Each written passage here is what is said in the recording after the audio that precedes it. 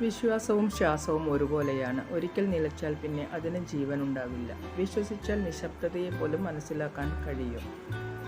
എന്നാൽ വിശ്വാസമില്ലെങ്കിൽ ഓരോ വാക്കുകളും തെറ്റിദ്ധരിക്കപ്പെടും.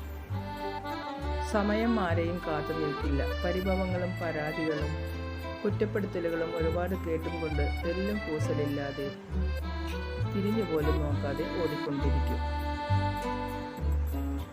സമയം പറയുന്നു എന്നെ പിന്തുടരൂ, മറ്റെല്ലാം മറക്കൂ. പണം പറയുന്നു എന്നെ നേടൂ, മറ്റെല്ലാം മറക്കൂ. ഭാവി പറയുന്നു എനിക്ക് വേണ്ടി പോരാടൂ, മറ്റെല്ലാം മറക്കൂ.